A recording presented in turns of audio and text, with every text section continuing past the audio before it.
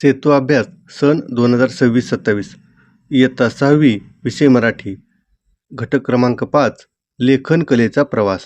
या घटकामध्ये लेखन कलेविषयी आपल्याला माहिती घ्यायची आहे आणि त्या संदर्भात लेखन करायचे आहे. कृती क्रमांक 1 पत्रलेखनाचा एक नमुना. आजोबांना सुट्टीतील आठवणी सांगणारे एक पत्र या ठिकाणी लिहायचे आहे. सुरुवातीला दिनांक लिहावी. त्यानंतर आदरणीय आजोबा, सप्रेम नमस्कार.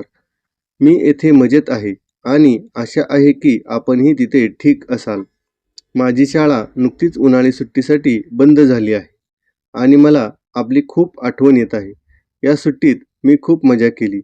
मी माझ्या मित्रांसोबत रोज संध्याकाळी क्रिकेट खेळायला जात होतो.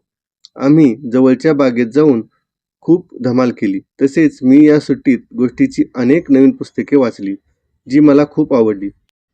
विशेष म्हणजे आईने मला सायकल चालवायला शिकवले आणि मी बऱ्यापैकी सायकल चालवू शकलो. आपल्याकडे गावी येण्यासाठी मी खूप उत्सुक आहे. तिथे आपण शेतात फिरायला जाऊया आणि तुम्ही मला पुन्हा छान छान गोष्टी सांगाल, याची मी वाट पाहत आहे. आजीला माझा नमस्कार सांगा. आपण लवकरच भेटूया. आपला आवडता नातू. या ठिकाणी तुमचे नाव लिहायचे आहे. कृती क्रमांक 2 खालील चित्र बघ व दिलेल्या मुद्द्यांच्या आधारे निबंध लिहि व योग्य शीर्षक दे. या ठिकाणी एक चित्र दिलेले आहे, त्याचे निरीक्षण करावे. आमची निसर्ग सहल.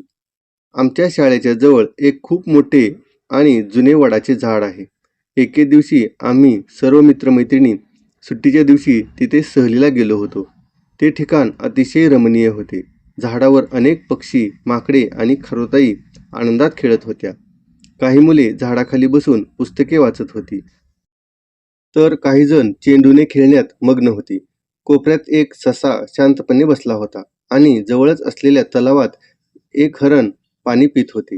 निसर्गाच्या सानिध्यात या सर्व प्राणीमित्रांसोबत वेळ घालवणे ही आमच्यासाठी खूप मोठी गंमत होती. कृती क्रमांक 3 खाली दिलेल्या शब्दांच्या आधारे माझा बसमधील प्रवास या संबंधी 7-8 ओळीत अनुभव लिहा. इथे शब्द दिलेले आहेत, त्या आधारे आपल्याला लेखन करायचे आहे. माझा बसमधील प्रवास. गेल्या रविवारी मी पहिल्यांदाच एकटा बसने प्रवास केला. मी आधीच बस स्थानकावर जाऊन तिकीट काढले होते. बसमध्ये चढल्यावर मला खिडकीजवळची जागा मिळाली, ज्यामुळे बाहेरचे दृश्य स्पष्ट दिसत होते. खिडकीबाहेरून दिसणारी पळणारी झाडे पाहून मला खूप मजा येत होती. बसचे चालक अत्यंत काळजीपूर्वक गाडी चालवत होते, तर वाहक सर्वांना तिकीट देण्याचे काम करत होते. रस्ता वळणावळणाचा होता, त्यामुळे चालकाला वारंवार हॉर्न वाजवावा लागत होता. हा प्रवासाचा अनुभव माझ्यासाठी खूप अविस्मरणीय होता. कृती क्रमांक 4 वाचन प्रेरणा दिन या विषयावर खालील मुद्द्यांच्या आधारे अहवाल लिहा. दिनांक, ठिकाण, कार्यक्रमाचे स्वरूप, विद्यार्थ्यांचा सहभाग, कार्यक्रमातून मिळालेला संदेश, वाचनाचे महत्त्व सांगणारे एक वाक्य. वाचन प्रेरणा दिन अहवाल. आमच्या शाळेत 15 ऑक्टोबर रोजी वाचन प्रेरणा दिन उत्साहात साजरा करण्यात आला. सकाळी 10 वाजता शाळेच्या सभागृहात हा कार्यक्रम पार पडला. कार्यक्रमाची सुरुवात डॉक्टर APJ अब्दुल कलाम यांच्या प्रतिमेला पुष्पहार अर्पण करून झाली.